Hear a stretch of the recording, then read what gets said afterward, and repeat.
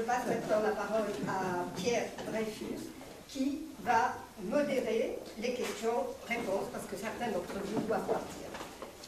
Merci beaucoup.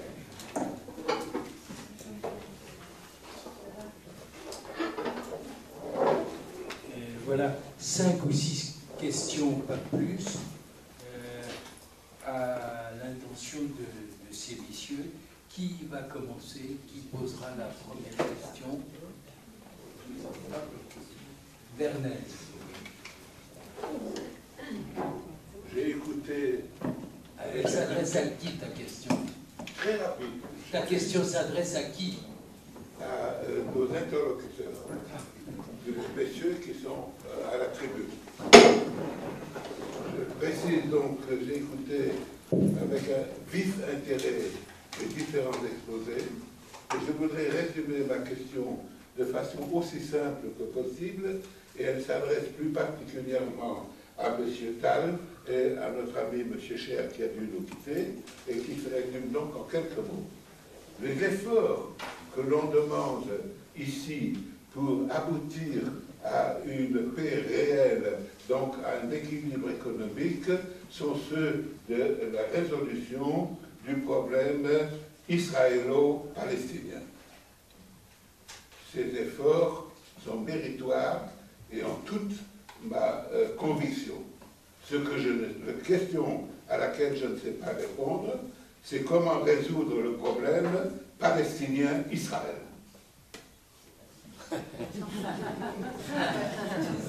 À vous de jouer. Moi j'ai une question annexe. Ça peut pas être plus simple. Voilà, monsieur, il y a différentes questions. Et puis, j'ai une question qui va un petit peu avec la question de Werner, qui s'adresse précisément à monsieur Cher, malheureusement qui n'est pas là. Alors, on nous dit qu'on devrait faire la paix avec les Palestiniens, que c'est dans l'intérêt d'Israël de faire la paix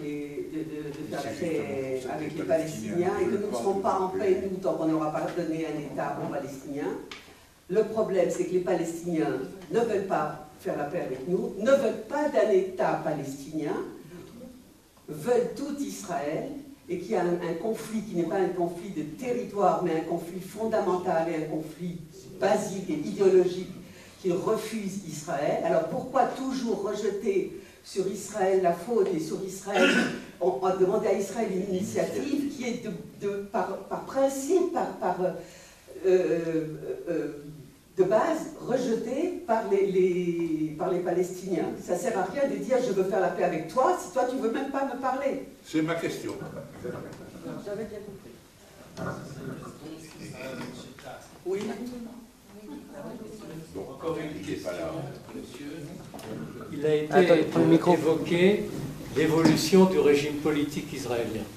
Est-ce que vous pourriez développer ce point? Vous adressez à... Oui, je pense que c'est vous qui avez évoqué... Je crois qu'on va d'abord laisser Tzvital répondre aux questions et ensuite... Qui s'adresse à... Oui, j'ai une dernière question à poser essentiellement au démocrate, M. Della Pergola.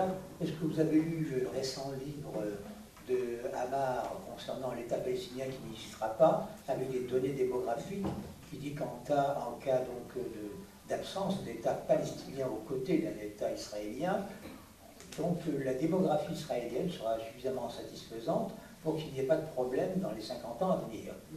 Le livre de Stéphane Hamar. Vous l'avez pas lu. Je voulais savoir si je voulais savoir si ces données démographiques sont issues de l'Office israélien de démographie, c'est-à-dire si c'est vraiment des données sur lesquelles on peut se baser, ou bien si ce sont des données qui sont personnelles avec, je ne sais pas. C'est dommage que je ne l'ai pas lu parce que c'est très intéressant pour l'avenir, en tout cas de la région. Oui, M. Della Pergola le lira.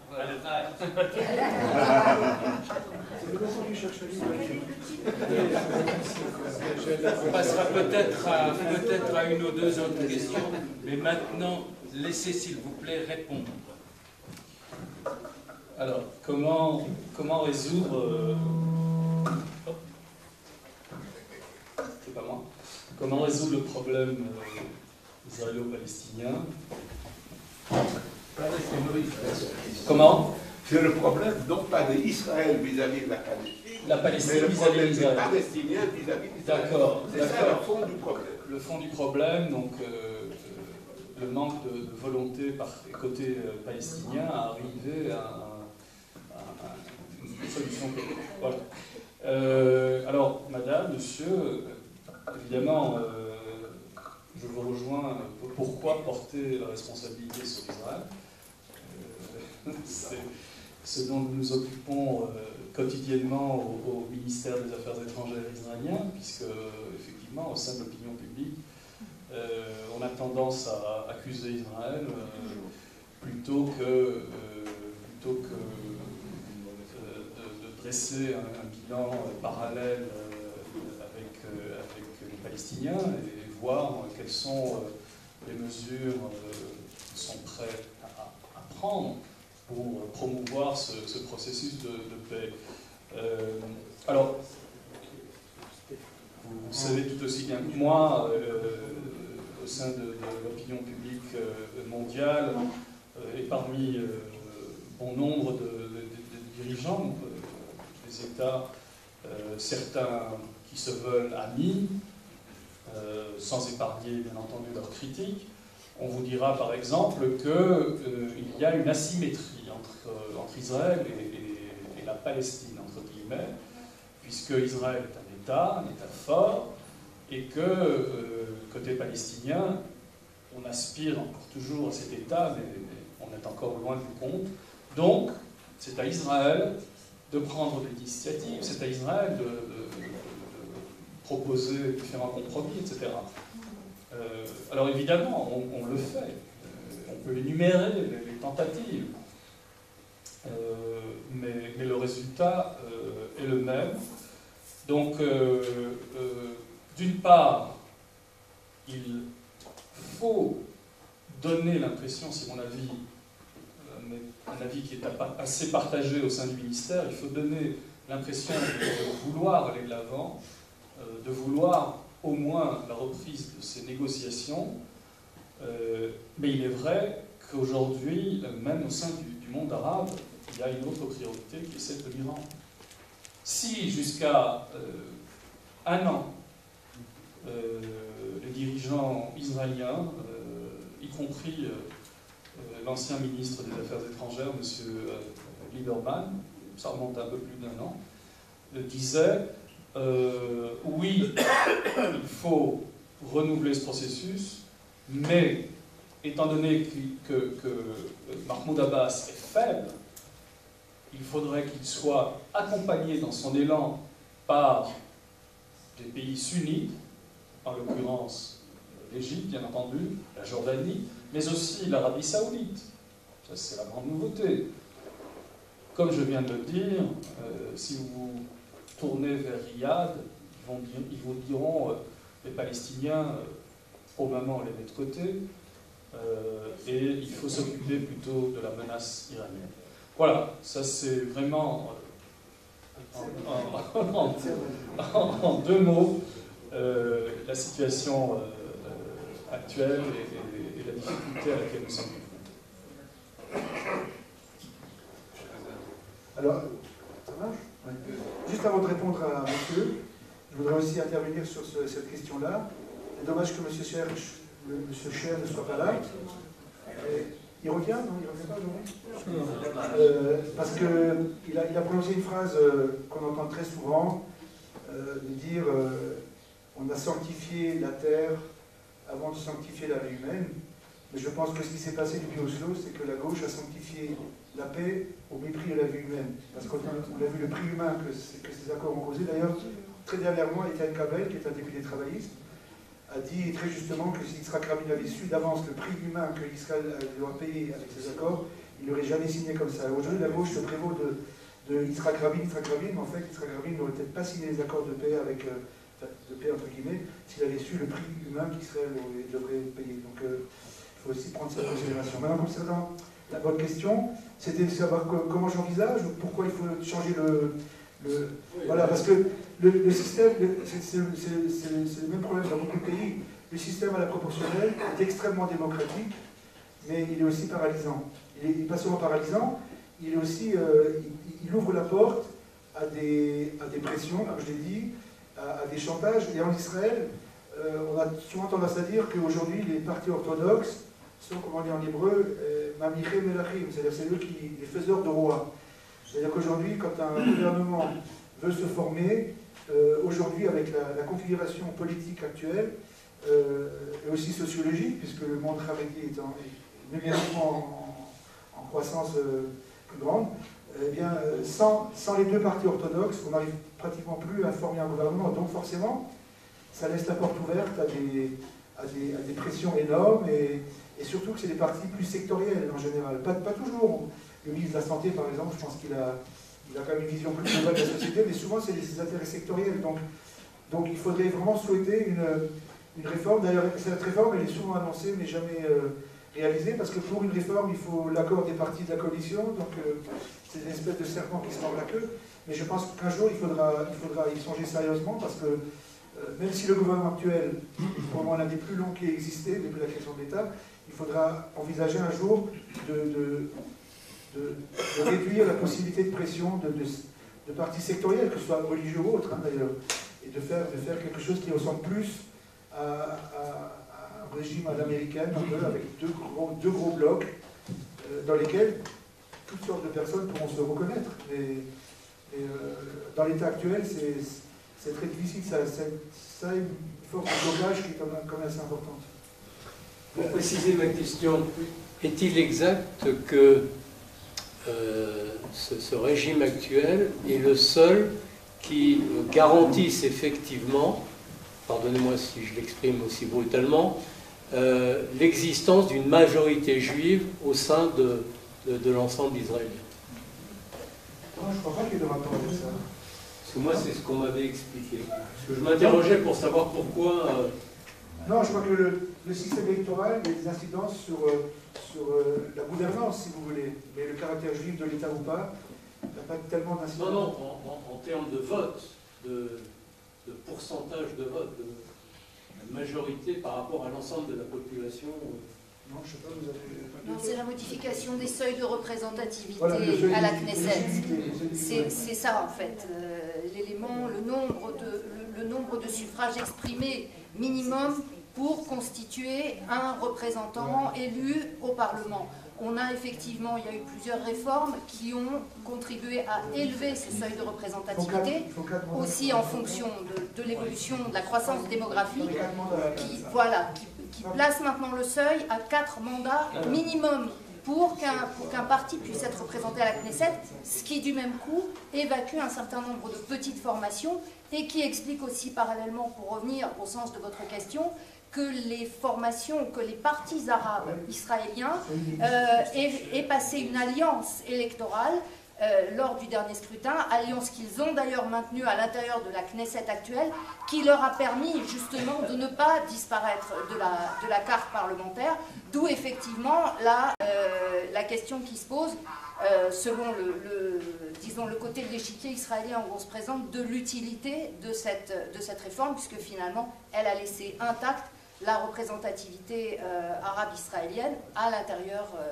du Parlement actuel. C'est juste une idée. Et puis il y a aussi, par exemple, l'exemple aujourd'hui du parti Chasse, par exemple, qui frôle ce seuil d'éligibilité et qui donc forcera peut-être un jour les partis orthodoxes à accepter un système plus globalisant, parce que voilà, sous crainte de disparaître, quoi. Merci, professeur. Sur ce point, vous avez en effet le dilemme entre représentativité et gouvernance.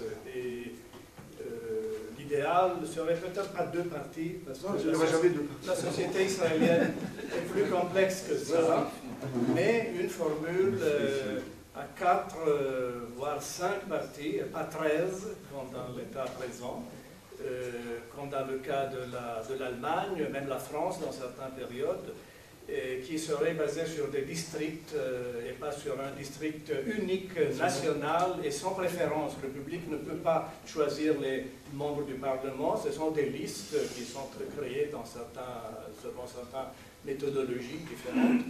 Et ça ajouterait beaucoup à la gouvernance sans réduire la représentation du peuple. Mais je voulais répondre, je ne connais pas Stéphane Amar, c'est certainement pas un démographe, il n'a certainement pas accès à des sources que je ne connais pas, et donc une kolakavod, je pense que ce sont plutôt des fantaisies, n'est-ce pas? Il faut voir les tendances, enfin il faut avoir le courage de dire où les chercheurs se trompent, où il y a quand même le droit à la recherche scientifique d'exister, de proposer certaines analyses. Le dilemme, je conclue en disant que le dilemme, je l'ai bien souligné dans mes mots.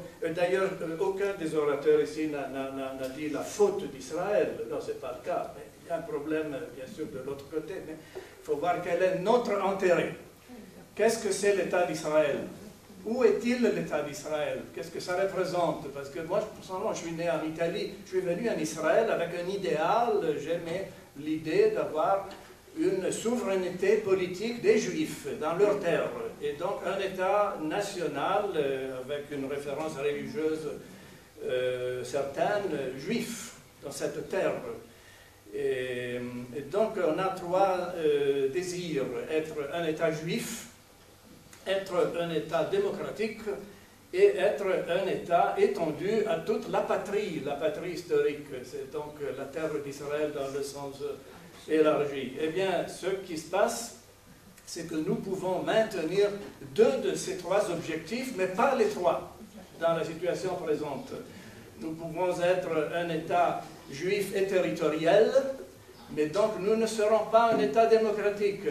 Mesdames et messieurs, dans la municipalité de Jérusalem, il y a un conseil municipal. Les membres du conseil sont tous juifs. Il y a 350 000 arabes dans la municipalité de Jérusalem. Ils n'ont aucun membre dans le conseil municipal. C'est leur faute parce qu'ils ne votent pas. Le jour où ils décideront finalement de voter, il y aura au moins un tiers des membres du conseil municipal qui seront des Arabes. Alors ça sera un peu plus démocratique. Maintenant, le conseil municipal de Jérusalem n'est pas démocratique. C'est un conseil municipal juif. Deuxièmement, on peut être un État démocratique et territorial, mais en longue durée, le 50% des Arabes de la Méditerranée au Jourdain, ça représente un État qui est démocratique si chacun vote, mais qui n'est pas juif. Ou finalement, un État juif et démocratique, mais alors là, fatalement, malheureusement, il faut renoncer à une partie du territoire et de sa population non juive. Voici les trois options. Ce n'est pas moi qui dois décider, mais il faut dire lucidement et franchement, ce sont les trois options, et donc le peuple va prendre ses décisions. J'ai une question pour vous. Je crois que nous allons faire une pause. J'ai juste une question pour vous. Ce que vous dites est peut-être juste. Alors qu'est-ce que vous faites à très long terme de la population arabe israélienne? Admettons un scénario où Israël se désengage de la Judée-Samarie, ce que je ne souhaite pas d'ailleurs. Le problème uniquement sera reporté. Parce que si vous dites que la population arabe grandit un peu plus vite que la population juive, il y aura en Israël une population arabe israélienne de plus en plus nombreuse. Si tous les arabes israéliens votaient, il y aurait 20-25 députés arabes à la Knesset. Donc alors ça veut dire que à long terme, Israël sera menacé de toute façon. Le problème, c'est juste reporter peut-être de 200 ans, je ne sais pas. C'est la question que je vous pose. Non, c'est pas ça, parce que j'ai dit dans ma présentation qu'à long terme, la démographie se stabilise. Et donc le 80%, dans le cas échéant 79% des juifs, d'ailleurs, y incluant 3 ou 4% qui ne sont pas juifs, selon la halakha, il serait bien sur le rabbinat se décider à rendre le procès de conversion au judaïsme plus normal, plus facile, plus gentil. Parmi ceux qui demandent joindre le judaïsme, c'est un procès hostile, mais je ne rentre pas dans cette question. J'espère qu'il y aura des changements. Mais admettons que tous ceux qui sont d'origine juive ou avec une certaine connotation juive dans leur ménage sont donc les juifs du point de vue de cette question démographique. Non, la démographie se stabilise aux environs de 80%, un peu moins, à longue durée, dans l'État d'Israël, pourvu que les Haredim continuent à faire des enfants. Et d'ailleurs, le Parlement israélien a à peu près 16 ou 17 membres du Parlement arabe et druze, une partie dans le parti arabe unifié, mais les autres dans le Mifleget Avoda, et même dans le Likoud, et même dans Meretz, Israël Beiteinu, tous les partis ont au moins un, et donc ça représente la démocratie fonctionnante tout à fait. On n'a aucune discussion avec la démocratie d'Israël et avec la justice de ce système, c'est pas ça le problème, mais c'est l'Israël sans Judée, Samarie et Gaza. Si vous ajoutez tout cela, et vous donnez le droit de vote à tout le monde, alors le parti le plus important sera le parti arabe, et alors, je conclue avec un boutade, le candidat à la présidence du Conseil sera Mohamed Tibi. Voilà. Merci beaucoup pour toutes ces questions. Maintenant, nous avons une pause rafraîchissante qui vous sera servie, bienvenue, qui vous sera servie au fond de la salle.